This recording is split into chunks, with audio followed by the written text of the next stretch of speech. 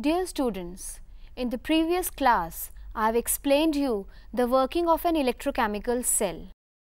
I hope you must remember that there were two half cells which were externally connected by an insulated wire and internally they were connected through a salt bridge.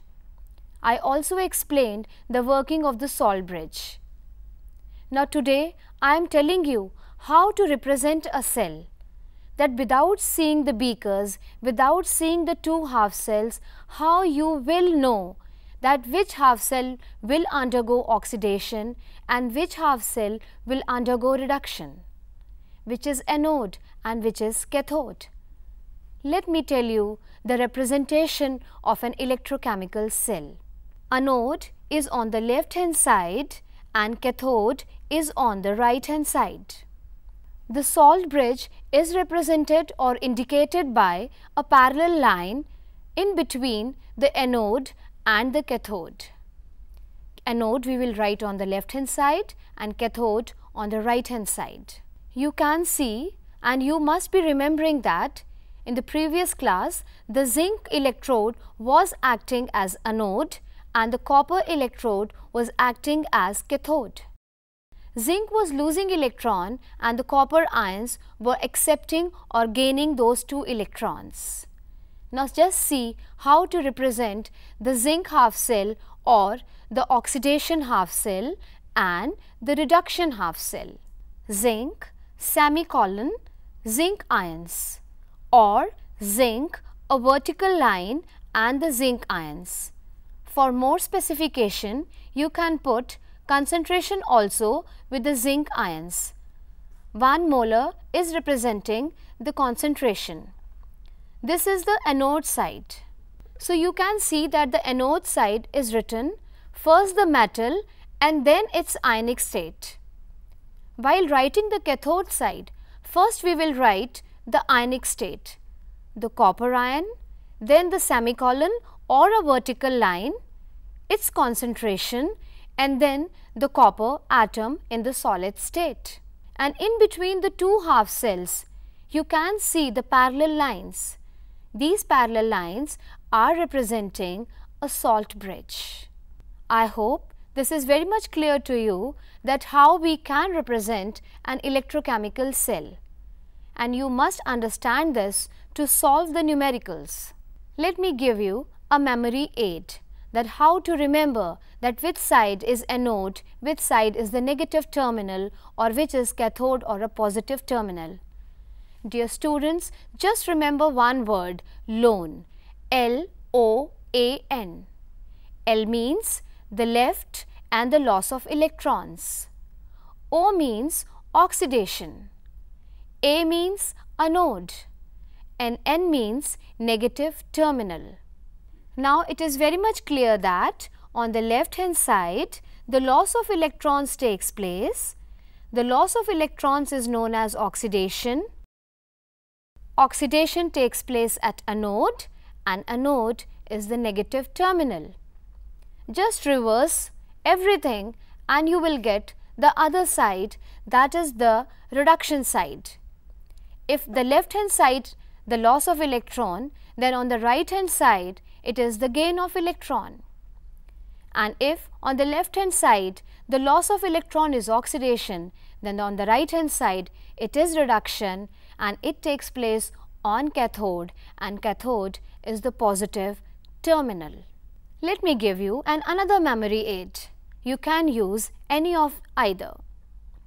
That is the alphabetical order. Both the sides are written on the screen and you can see L is left, then its counterpart is right, and we know that R always comes after L when we write the alphabets in sequence. O oxidation, R is reduction, A is anode, C is cathode, N is negative, P is positive. We know that R, C or P always comes after A, O, A and N. The electrode potential of the galvanic or the Daniell cell is 1.1 volts. The concentration of the zinc ions and the copper ions are taken as unity. Now let me explain few terms which you must know as a definition or for the further concepts of solving the numericals. Electrode potential. Electrode potential is defined as the potential difference between the electrode and the electrolytic solution, or you can simply say as electrolyte. If there is no electrode potential, there will be no transfer of electrons. As we know that the heat only transfers when there is a temperature difference. Always heat transfers from hot body to cold body. In the same way, whenever there is an electrode potential, there will the movement of electrons. When the concentrations of all the species involved in the half cell is unity, then the electrode potential is known as standard electrode potential. And earlier I have told you that the direction of the flow of the current is opposite to the electron flow. Cell potential. Cell potential is the potential difference between the two half cells of the galvanic cell. The unit of the cell potential is volts, and the apparatus which we use to measure the cell potential is voltmeter. Now, how to measure this electrode potential? What formula we will use to calculate the electrode potential? Let's see that. EMF, electromotive force or cell potential. The formula is E cell is equals to E right minus E left. And I hope now you know that on the right hand side we have cathode and on the left hand side there was anode.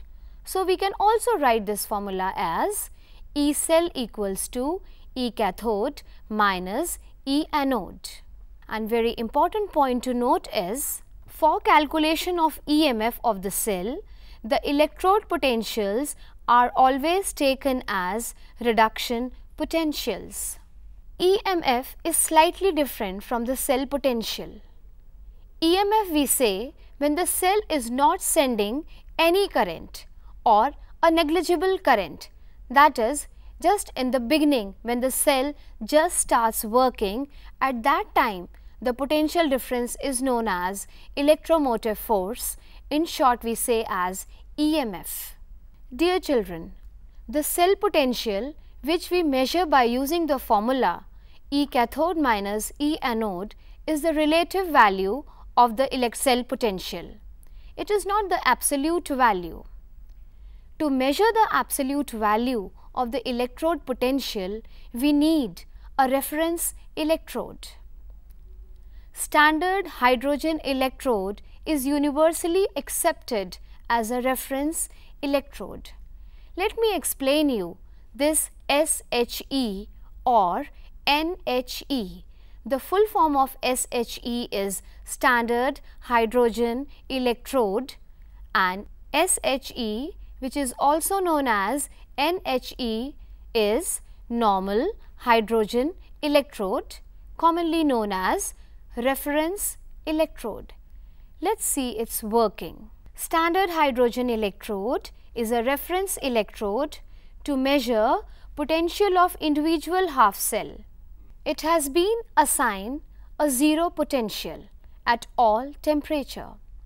Its construction. Standard hydrogen electrode is made up of a platinum wire coated with platinum black and is enclosed in a glass tube. We use platinum here because it is an inert element. It does not react with any other electrolyte or any other metal. And the SHE is a reversible hydrogen electrode because it can undergo the oxidation as well as reduction. This platinum wire enclosed in the glass tube is known as the platinum electrode. It is dipped in the hydrogen ions, which the concentration is 1 molar. The hydrogen gas is constantly bubbled through this solution, at 1 atmospheric pressure. This is the standard hydrogen electrode, which can act as anode as well as cathode depending upon the other half cell. Earlier I have told you, arbitrarily its potential has been fixed as 0 volts. Now let me explain you both the reactions, how it can undergo oxidation, that is the loss of electron, and how it can undergo the reduction, that means the gain of electrons. Just see that. As anode, you can see hydrogen gas loses 2 electron and is oxidized to hydrogen ions. And when it has to act as cathode, that means the gain of electron, then hydrogen ions in the electrolyte, they accept or gain the 2 electrons and is reduced to hydrogen gas. So I think it's very much clear that it can act as anode and cathode. So we say it as reversible hydrogen electrode. Just see the reaction, the conversion of the elemental state into the ionic state and the reverse reaction. In the figure, now you can see that the standard hydrogen electrode is connected to another half cell. It is a nickel half cell. SHE acts as the other half cell, and you can see that the two cells are internally connected through a salt bridge, the function of which has been clear to you in the previous class.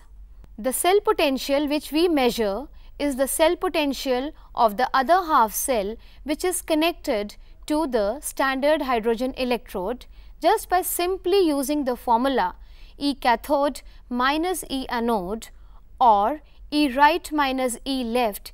We can find out the cell potentials of the various cells. In the given example, you can see with the hydrogen electrode, the copper half cell is connected. As you can see from the representation of the half cell, the hydrogen cell or the standard hydrogen electrode is acting as anode because it is written on the left hand side of the parallel lines, and the copper electrode is written on the right hand side of the parallel lines. Now simply using the formula E right minus E left, we can write 0 for the hydrogen electrode. So the ER, that is the potential of the right hand side electrode, which is a copper electrode, comes out to be 0.34 volts. This is the electrode potential of copper half cell. By connecting various half cells with the standard hydrogen electrode, we have calculated the potentials of the various half cells, and they are arranged in a series known as electrochemical series. Just by taking the values from the electrochemical series and putting these values in the formula E cathode minus E anode, we can find out the cell potentials without actually connecting the two half cells. And let me once again tell you the use of the platinum electrode. It is an inert electrode and it just provides the surface for the inflow and the outflow of the electrons. Dear students, just now I have explained you how to represent an electrochemical cell and the need and use of standard hydrogen electrode, a reference electrode whose potential has been fixed as 0 volts, and how we can use the electrochemical series to find out the cell potential of the various combinations. I hope now you can use the formula E cathode minus E anode in your numericals and find out the cell potential.